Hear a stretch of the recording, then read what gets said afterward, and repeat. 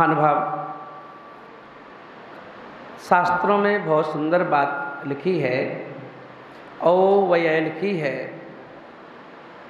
कि पंचम काल में जहाँ पर हमें साक्षात समूह शरण में बैठ कर के और किसी भी तीर्थंकर भगवान की वाणी सुनने को नहीं मिलती है। और अपन देखें इस पंचम काल में अगर हमें कुछ बोध, कुछ ज्ञान धर्म की ओर अग्रसर अगर कोई कराता है तो वह गुरु कराते हैं। और यही कारण है कि आचार्यों ने कहा कि गुरु के ऊपर बहुत जोर दिया और कहा कि पंचम काल में अगर भक्ति करो सबसे ज़्यादा तो गुरु की ज़्यादा करो, प्रभु से भी ज़्यादा करो।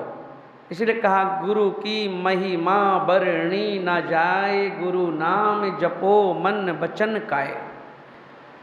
गुरु की महिमा बरणी नहीं जाए, इसलिए गुरु का नाम क्या करो, मन से, वचन से, काय से जपते रहो तो कल्याण हो जाएगा।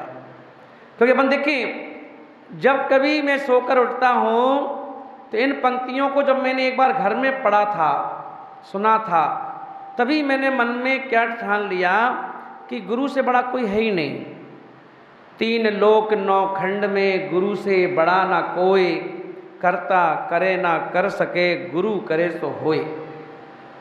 मैं देख रहा हूँ कि मैं जब 24 साल की एज में घर पे था, जहाँ पर शादी की चर्चाएं चलने लगी, घर में माँ बाप जो थे वो बहू लाने की तैयारी में थे कि तभी अपन देखें मंदिर के कोई भी भगवान जो थे, वेदी के किसी भी भगवान ने क्या किया, कोई सहयोग तो किया नहीं है ना, पर सबसे बड़ा सहयोग कर दिया तो गुरु ने कर दिया। और जब गुरु लोग मंदिर जाते हैं, मैं मंदिर जाता नहीं था क्योंकि 24 साल में कभी मंदिर के अंदर पैर नहीं रखा, तो यही नहीं मालूम था कि नमस्कार कैसे करते हैं, ना ये मालूम था नमोकार मंत्र पढ़ते हैं, ना ये मालूम था भक्तांबर क्या है, तत्वार सूत्र क्या है, कैसे कायस्तर करते हैं, कैसे धोख देते हैं, कुछ नहीं मालूम था। पर अपन देखें एक दिन जुलूस निकल रहा था, गुरुदेव का चातुर्मास बीना में चल रहा था और मैं उसी समय सिस्टर की मैरिज थी, तो मैं किसी कार्य से गाड़ी लेकर के और बीच जुलूस में मैंने गाड़ी को अंदर से निकालने के लिए जल्दी जाना था और मैं कुछ सीट दे है ना, और जैसे ही मैं बार बार हॉर्न पे हॉर्न दे रहा है ना कि भाई हटो सब लोग, मैं निकलूँ अपना काम करें, तभी गुरुजी के नज़दीक पहुंचा। गुरुजी ने जैसे ही देखा, एक व्यक्ति ने कहा माँ जी जैन है, जैन। और गुरुजी ने क्या किया, बोले जैन हो? मैंने कहा हाँ। तो बोले मंदिर आते हो? मैंने कहा नहीं। साधु के पास जाते हो? मैंने कहा नहीं। आहार देते हो? मैंने कहा नहीं। बोले क्यों? तो मैंने इसका क्या जवाब,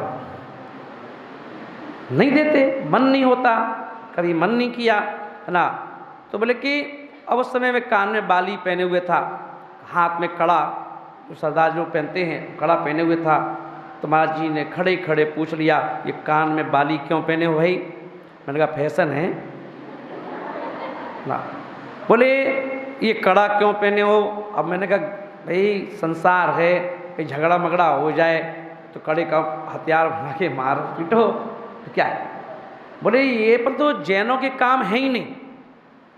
बोले जैनों के काम नहीं है ना। तो मैंने कहा भगवान महावीर स्वामी ने ये कब कहा?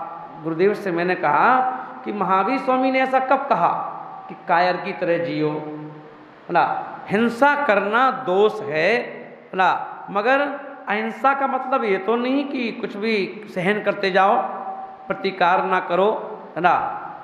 तो गुरुदेव बोले कि बहुत तेज लड़का है, बोले कि देखो तेरे को तेरा जन्म जो है ना, ना शादी के लिए हुआ है ना घर के लिए हुआ है, तेरा जन्म मुनिराज बनने के लिए हुआ है।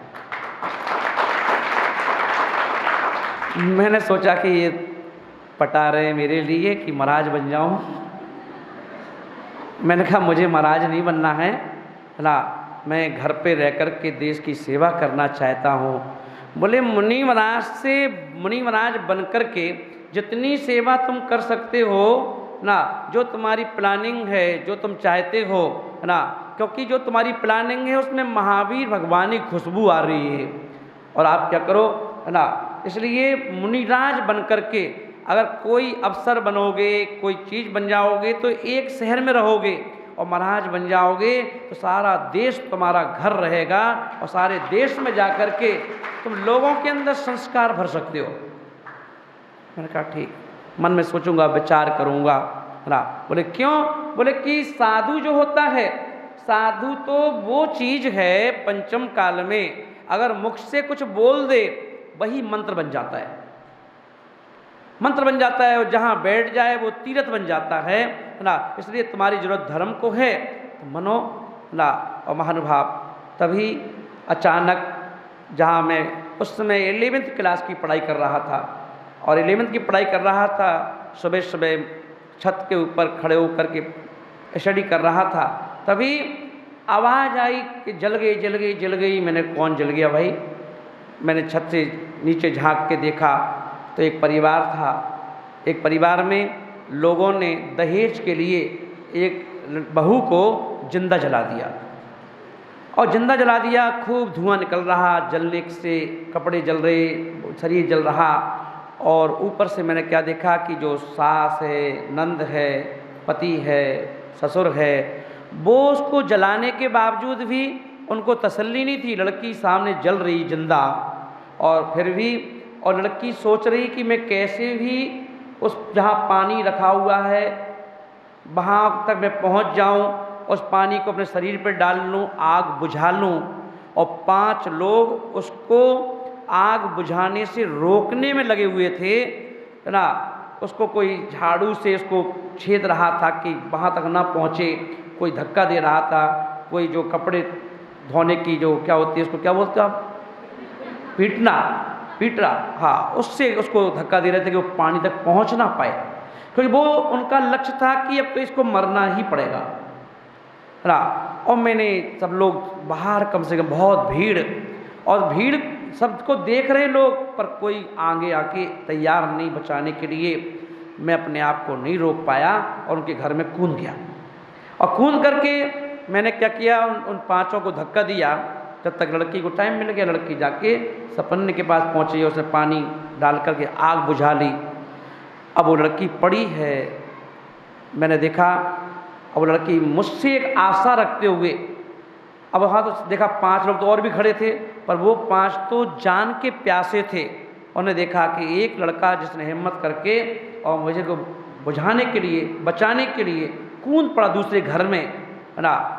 उसने मुझे आशा से पुकारा, बोले कि भैया बहुत जलन हो रही है, बहुत जलन हो रही है, आप मुझे बचाओ, कैसे भी बचाओ। अब मैं उस समय लड़का था तो मैं सोचा मैं करूं क्या, है ना। फिर भी उस लड़की की पुकार को सुन करके मैंने क्या किया, वहीं से कपड़े सूखने डले थे, मैंने एक चद्दर खींचा और चद्दर में उसको लपेटा और दोनों हाथों में उठाया और बाहर लेके आया। जैसे ही बाहर लेके आया लोग भागने लगे, है ना। बोले ये क्या कर लिया तुमने, अब फंस जाओगे उल्टा, पुलिस वाले तुम्हें पकड़ेंगे, पूछेंगे क्या हुआ, कैसे हुआ, है ना। और सब लोग उस लड़की को लेके गए और लड़की की एक ही पुकार, भैया बहुत जलन मच रही है, बहुत जलन मच रही है ना। और मैं उसको अस्पताल लेके गया। 8 दिन वो बहन जिंदा रही, 9वें दिन उसने प्राण त्याग दिए। तो 80% जल चुकी थी। उस लड़की ने, मानो वो मुझसे कह रही थी भैया जलन मच रही है, उस समय लग रहा था कि वो अपनी जलन को मिटाने के लिए मुझे पुकार रही है, पर बाद में उसके शब्दों ने मुझे झंकोर दिया। उसने कहा भैया ना, सारी दुनिया में बहुत जलन है और उस जलन को बुझाने के लिए तुम्हारी आवश्यकता है। मैंने कहा बंटी भैया अब तुम्हें शादी नहीं करना है, अब मैं दीक्षा लूँगा और दीक्षा लेकर के सारे भारत में जाऊँगा और सारे भारत में जाकर के जागृति लाऊंगा, संस्कारों का रोपण करूँगा, देश के लिए, समाज के लिए जितना कर सकता हूँ करता रहूँगा। और महानुभाव वो प्रेरणा, उस लड़की की प्रेरणा जो थी, आज उसने मुनि बिहार सागर बना दिया। और महानुभाव, आज अपन देखें प्रभु की भक्ति करते हुए, क्योंकि जिसके जीवन में गुरु नहीं उसका जीवन शुरू नहीं। जीवन में गुरु का होना आवश्यक है कि गुरु वो चीज़ है कि कहा जाता है कि गुरु जो कर सकते हैं वो परमात्मा भी नहीं कर सकता। गुरु की महिमा बहुत बड़ी है। इसलिए महानुभाव आप देख रहे हो, सभी लोग चातुर्मास के लिए श्रीफल चढ़ा रहे हैं। अभी एटा के लोग मेरे कमरे में बैठे हुए थे, बोले महाराज चातुर्मास करना है। मैंने कहा अभी तक मैंने इंटीरियल में चातुर्मास नहीं किया, अभी मैं हाईवे पे रहा हूँ। तो बोले नहीं महाराज एक बार एटा भी चल के देखो ना। और उनके वहाँ एक चातुर्मास हो चुका है। मंत्री जी बोले चाहे कलकत्ता जाना पड़े चाहे लंदन जाना पड़े, पर मैंने कहा के लिए भाई वो गुरु से आज्ञा लेने तो जाना पड़ेगा, और गुरु से आज्ञा लेने जाना पड़ेगा तो हम तो चातुर्मास चाहते हैं, चाहे लंदन जाना पड़े और चाहे कलकत्ता जाना पड़े, पर आपको चातुर्मास एटा करना पड़ेगा। भाव है ना उनका भाव। हमारे टूंडला का भाव, टूंडला का तो भाव, बच्चे रात को जब बत्ती करते हैं तो मैं सुनकर के बड़ा खुश हुआ। बच्चे बोले महाराज 2019 में जबकि अप्रैल मई का महीना चालू हो गया पर अभी तक साधुओं की बोनी नहीं हुई थी, कोई साधु नहीं आए 19 में अभी ना। और बोले कि 2019 में आप आए हैं तो बोनी हो गई है ना। कितने दिन बाद हम लोगों ने बिहार करवाया है और कितने दिन बाद हम लोगों को बत्ती करने का मौका मिला है। मेरी आत्मा बड़ी खुश हुई कि आज के समय में जहाँ हमें यूथ को जोड़ने की आवश्यकता है, वहाँ मैं देख रहा हूँ कि यूथ इतना प्यासा है। यहाँ मैं दिल्ली में था तो लोग यूथ को कहना पड़ता है, धक्के लगाना पड़ते हैं धर्म के प्रति। मंदिर जाओ, साधुओं के पास जाओ, बत्ती करो, आहार दो, चौका लगाओ। और मैं देख रहा हूँ कि यहाँ का यूथ कह रहा है 5 महीने से साधु नहीं मिले। मैंने कहा इससे अच्छा और है 5 साल हो गए। अभी वो 5 साल चतुर्मास के लिए हो गए, पर साधु की सेवा के लिए 5 महीने हो गए। तो मैंने कहा टूंडला बहुत अच्छा है, टूंडला में जरूर चतुर्मास करना चाहिए।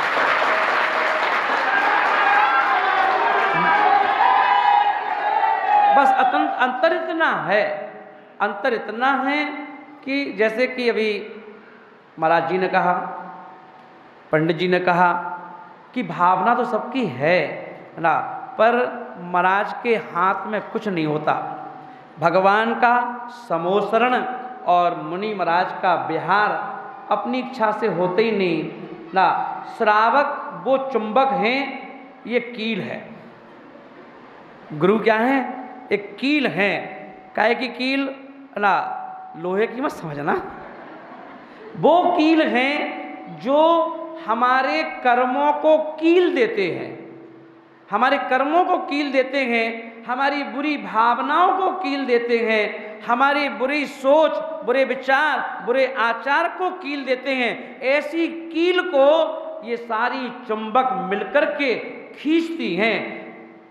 एटा की चुंबक खींच रही है कि ये कील एटा आ जाए, टूंडला की चुंबकें खींच रही हैं कि टूंडला आ जाए, आगरा की चुंबक खींच रही हैं कि आगरा आ जाए, और भिंड की चुंबक खींच रही है भिंड आ जाए, और ग्वालियर की चुंबकें खींच रही हैं ग्वालियर आ जाए। अब किसकी भक्ति में कितनी शक्ति है वो वहाँ चातुर्मास है।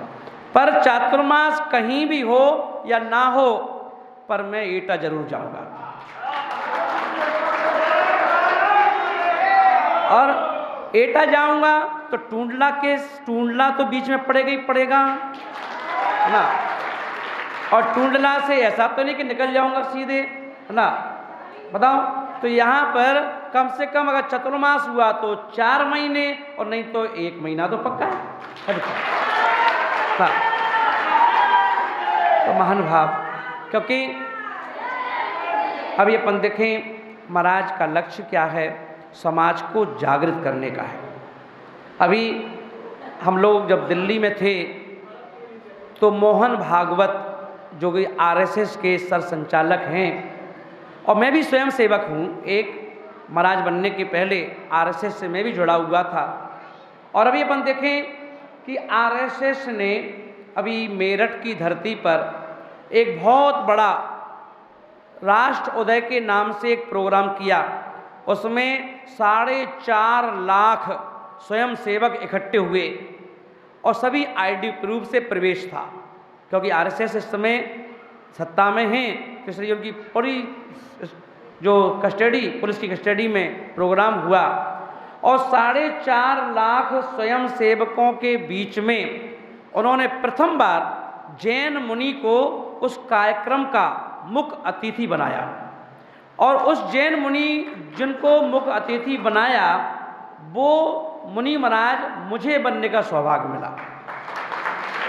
और इतना बड़ा मंच कि 56 एकड़ जमीन में वो प्रोग्राम हुआ। 45 फुट ऊंचा मंच, जिस पर मात्र मोहन भागवत जी, अवधेशानंद महाराज जी और मुनि बेहर जी महाराज को मौका मिला उस ऊंचे मंच से पूरे स्वयं सेवकों को संबोधन करने का।